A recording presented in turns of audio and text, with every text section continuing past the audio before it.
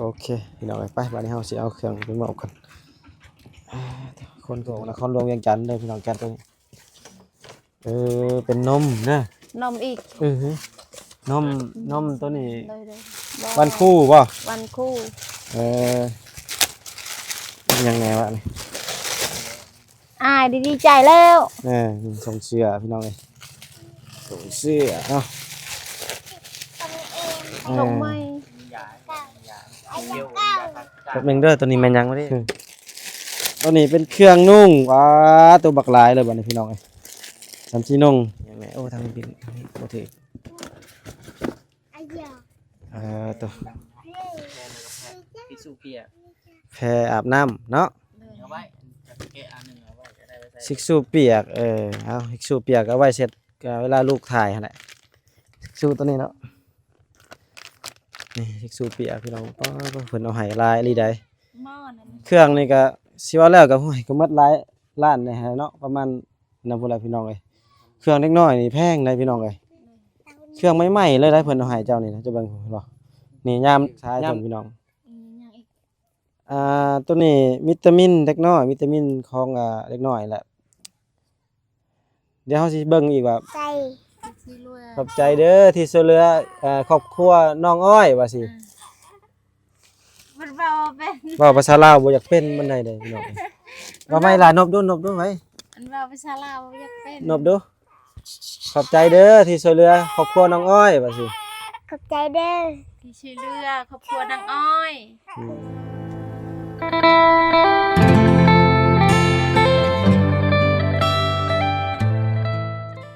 เจ้ากับสบายดีเด้อพ่อแม่พี่น้องสบายดีเด้อพี่น้องสบายดีโดยมามอบเครื่องทางผู้ใหญ่ใจบุญฝากมาให้ทางบริษัทขนส่งเนาะพี่น้องแต่ว่าคลิปนี้มันแตกอยู่ใน TikTok เด้อท่านผู้ชมเครื่องที่ว่าเฮามามื้อนี้กับบ่ฮู้ว่ามีหยังแหน่แหละพี่น้องมีหลายเพราะว่าเฮายังบ่ได้แกะเลยหั่นนะพอดีมื้อนี้มีโอกาสดีก็ดนแล้วบ่ได้มากับบ่าวเล่เพิ่นก็ชวนบ่าวเล่มานำกันพี่น้องเอ้ยมาเพราะว่าเปิดห้างซ่อมแปลงมือถือกับเลยบ่ได้ไปถ่ายคลิปช่วงนี้แต่ก่อนนี้คือสิเห็นเนาะเอาไปกับบ่าวบิลลี่บ่เรียกว่าบ่าวใจบ่เนาะพี่น้องเอ้ยเฮามามื้อนั้นก็มากับบ่าวเล่คือกันแต่ว่าเฮาบ่ได้ถ่ายคลิปเพราะว่ามาหาเพิ่นเลยเพิ่นบ่อยู่เฮือนนะพี่น้องเพิ่นไปหูดข้าวคือสิแม่นหูดข้าวแล้วเขาเจ้าปั้นข้าวให้บ่พี่น้องประมาณนั้นแหละตอนนี้เฮามาฮอดเฮือนนั่นเพิ่นแล้วพี่น้องเพิ่นอยู่เฮือนอยู่มื้อนี้เดี๋ยวเฮาสิขึ้นไปมอบเครื่องนํกันแล้วเบิ่งนํกันว่าเครื่องทางในมันมีหยังแหน่บ่เฮ็ดก็บ่ได้แกะเลยได้พี่น้องเอ้ยจักเพิ่นเอาหยังแหน่มาให้เนาะคือเครื่องนี่ก็มี4เจ้าเด้อท่านผู้ชมเป็นธงเป็นแก๊สของไผมันเลยท่านผู้ชมเด้ก็เฮาก็ขอบใจแทนนั่นไอ้น้อยเพิ่นนั่นแหละพี่น้องที่ว่า FC เพิ่นที่ตนเนาะอยากช่วยเหลือเฮาก็บุญนํกันเนาะพี่น้องเฮามานี่ก็มาด้วยใจบ่ได้จังได๋พี่น้องเฮาเอามาให้แบบด้วยใจแท้ๆเฮาเฮ็ดแบบเฮ็ดเอาบุญว่าซั่นซะท่านผู้ชมไปเดี๋ยวเฮาขึ้นไปมอบนํกันเนาะบ่าวเล่บัดนี้ไปโอเคพี่น้องไปบัดนี้เฮาสิเอาเครื่องไปมอบกันคนขึ้นเท่าละอย่างนั่นแหละมื้อนี้มาตะเว้นเนี่ยท่านผู้ชมไปบ่ได้ข้ามบันไดได้มามื้อนี้จักนี่แหละเพื่อนเพิ่นก็ยังคือเก่าอยู่แหละท่านผู้ชมไอ้น้อยเพิ่นก็ตัวเอาเครื่องเข้ามาก่อนพี่น้องสบายดีเด้อโดยสบายดีจักเครื่องอีหยังเนี่ยแหละมันหลายอย่างเนาะเฮาจะขึ้นมาแล้วแกะเบิ่งนำกันเนาะเฮาก็บ่ฮู้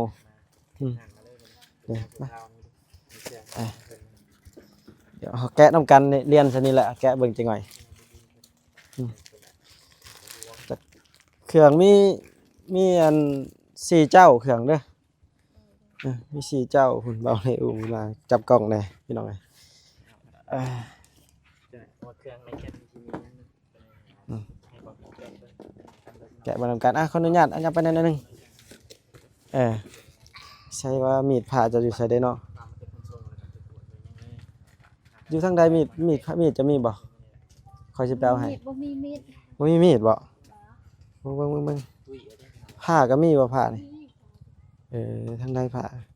เอาผ้าก่อนเด้อท่านผู้ชมเดี๋ยวเฮาแกะนำกัน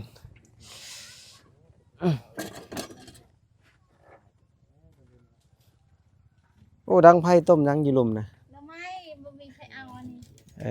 อ มีแกงหน่อไม้นะ ไผไปหาหน่อไม้เจ้าบ่อืม เอานี่แหละไปหา โดย บ่มีอาหารกิน อ่ะให้เอาเบาเลยจับกล่องให้กับบันพี่น้องเลยสิเดียวสิแกะเครื่องเบิ่งนำกันเลยรุ่นนำกันมีหยังแหน่เนาะ รุ่นนำกันฮ้ายเฮาก็ดีใจแทนเจ้าและเฮาก็มาถ่ายคลิปเจ้าก็ย้อนคันมีคนช่วยเหลือเฮาก็ดีใจแทนเจ้าแล้วแบบเพิ่นก็ทุกข์ยากเนาะพี่น้องเอ้ยบ่มี เลิกมันเบิ่ง หาเงินหาคำก็บ่ค่อยได้อู้มันนี่แหละเขาย่านมันให้เนาะเบิ่งค่อยเอาไม้ให้เจ้าก่อนเอาไม้ให้กับเจ้าก่อน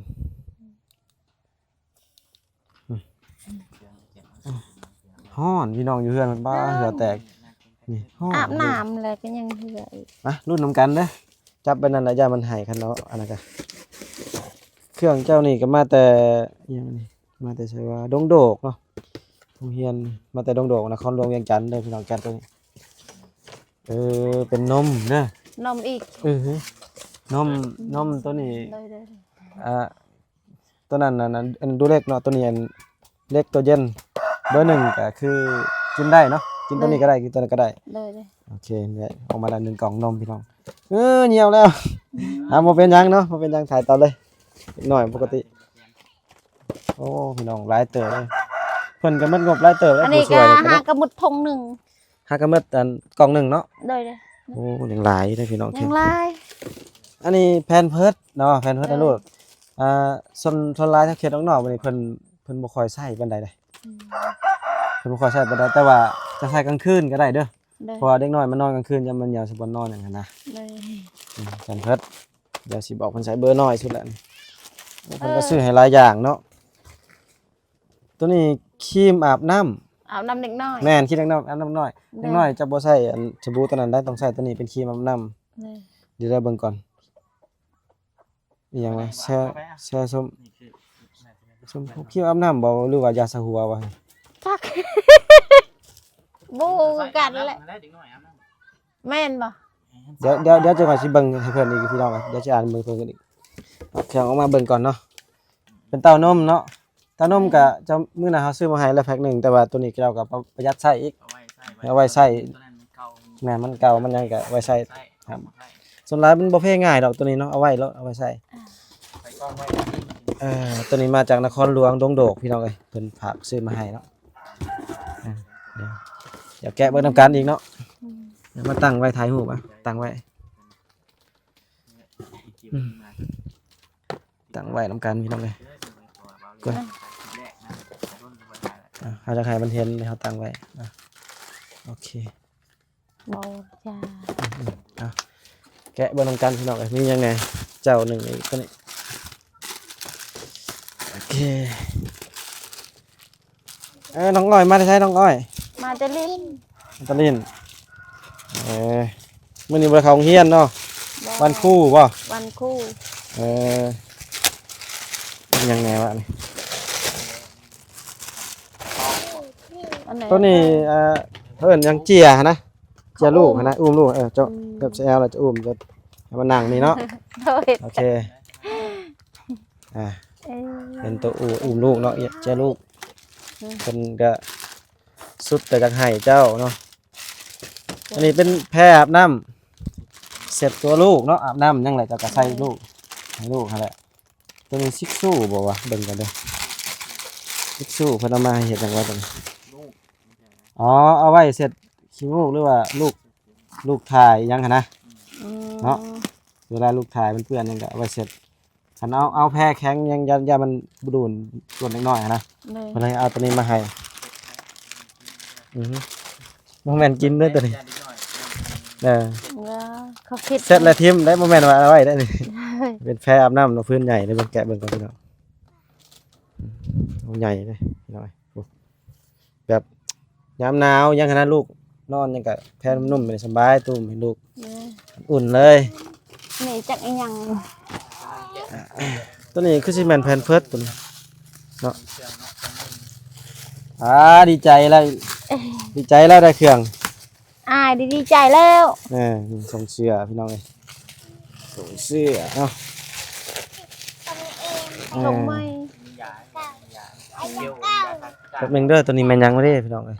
เอาไว้ก็หน้าดังลงนั่นล่ะดังลงเดี๋ยวไอ้ อย่างอันนี้ เดี๋ยวไอ้เบิ่งก่อน ทาแบบขี้แป้วอันนั้นนะใส่อยู่นี่ก็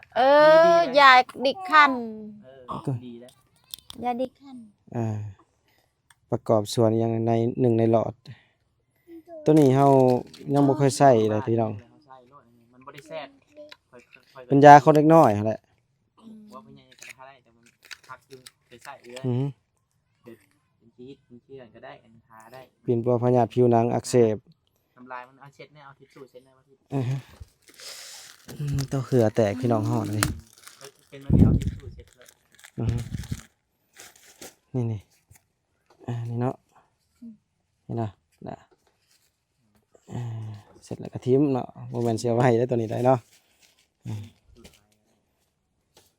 ยาตัวนี้เดี๋ยวเขาศึกษาเบิ่งแล้วสิบอกจากเพิ่มเติมเนาะเดี๋ยวเขาอ่านเบิ่งดังๆตัวนี้ เพราะว่าเด็กน้อยมันทาได้บ่วะ บริแซ่บบริยังไงนะ ได้เนาะมันบ่แพ้กับเด็กน้อย เอาไว้ เวลาแบบเป็นบาดเป็นพิษเพื่อน นี่พี่น้องเลยเป็นยาเป็นเอามาให้เพิ่นเป็นห่วงเป็นใยอันนี้ก็แพนเพิร์ดคือกันเนาะแพนเพิร์ดก็จังเว้นน่ะบ่ใส่ก็ได้เนาะใส่แต่กลางคืนก็ได้เวลามันนอนอย่างนั้นนะมันเหี่ยวสิบ่นอนนี่เบิ่งอีกตัวเหงื่อแตกเลยบัดนี้น้องเอ้ยฮ้อนอันนี้ได้เบิ่งเพื่อนพี่น้องแค่บัดยามฮ้อนก็ฮ้อนเนาะยามหนาวก็หนาวอีหลีเลย ตัวนี้เป็นเครื่องนุ่งตัวบักหลายเลยบัดนี้พี่น้องเอ้ยสำชีนุ่งเนาะคุณเครื่อง เด็กน้อย เล็กน้อย ลายแล้ว เอามาบ่ทิศสีถอกใช่นี่เบิ่งดอกเพราะว่ายามันมีหยังแหน่นะอยู่ในนะเดี๋ยวมันมี เดี๋ยวไว้ในแก๊สเด้อมันจะ เอาไว้อยู่แก๊สเลยนี่เครื่องนุ่งมีหยังในเพิ่นให้นี่มีหยังในวะอิหยังว่าตัวนี้จะอิหยังมันมานำเครื่องเพิ่นว่าได้เนาะตัวบักหลายอันนี้นั่นใช้เวลาอันนี้เนาะจามเล็บมันขูดหนาเนาะโอเคมีศพตีนศพมือครบเลยได้มาน้องอ้อยตัวนั้นมาเลย ไปแก๊สสุดท้ายแล้ว เบิ่งนำกันเฮากับบ่ฮู้เลยได้ว่าจักมันเป็นหยังแหน่เนาะอันนี้เฮากับบ่ฮู้เลยว่ามันมีหยังแหน่พี่น้องเอ้ยเบิ่งนำกันมีหยังแหน่เนาะเพิ่นเป็นห่วงเป็นใยเพิ่นก็โอ้ยช่วยเหลือเพิ่นพี่น้องอือฮึมีหยังแหน่โอ้ทางนี้ทางนี้บ่ถือตัว ทิชชู่เปียก แพรอาบน้ำเนาะ เอาไว้จะไปแกะอันหนึงเอาไว้จะได้ไปใส่ ซิกซูเปียกเอาซิกซูเปียกเอาไว้เสร็จก็เวลาลูกถ่ายหั่นแหละซิกซูตัวนี้เนาะนี่ซิกซูเปียกพี่น้องเพิ่นเอาให้ลายลีใด หม้อนั่น เครื่องนี่ก็สิว่าแล้วก็โอ้ยก็หมดหลายล้านนี่ฮะเนาะประมาณนำพุ่นล่ะพี่น้องเอ้ยเครื่องเล็กน้อยนี่แพงได้พี่น้องเอ้ยเครื่องใหม่ๆเลยได้เพิ่นเอาให้เจ้านี่นะเจ้าเบิ่งเห็นบ่นี่ยามหนาวของลูกเจ้าเห็นบ่ยามหนาวนี่ให้ลูกนุ่งคันยามร้อนแหละกระบวนนุ่งหั่นแหละเนาะตัวพี่น้องสุดงามๆเลยพี่น้องเพิ่นเอาให้เบิ่งบ่ไว้เพิ่นฮักเพิ่นก็จักช่วยดีได้เพิ่นถึงซื้อให้ปานนี้นะพี่น้องเอ้ยคุณอันนี้หมอนห้องเวลานอนน่ะนะลูกจะนอนเนาะอือฮึกินจังซี่มีหยังแหน่นี่แพ้เอียนี่เวลาป้อนข้าวเนาะป้อนนมนี่เนาะห้องอันนี้ป้อนนมเวลาเข้าซิลิแลกหั่นนะ ตัวนี้ครีมอาบน้ำเนาะสบู่อาบน้ำเล็กน้อยเนาะตัวนี้สบู่อาบน้ำตัวนั้นจักมันยัง เดี๋ยวเบิ่งอีกเบิ่งแล้วสิศึกษาให้เพิ่นพี่น้องตัวนี้วิตามินเล็กน้อยวิตามินของเล็กน้อยแหละเดี๋ยวเฮาสิเบิ่งอีกว่าวิธีผสมแนวใดเนาะเพิ่นแซดบอกเฮาด้วยเดี๋ยวเฮาสิเข้าไปเบิ่งให้จะได้สิบอกเจ้าอีกเด้อเป็นวิตามินแบบคือกันกับนมนั่นแหละนมคือกันแหละแต่ว่า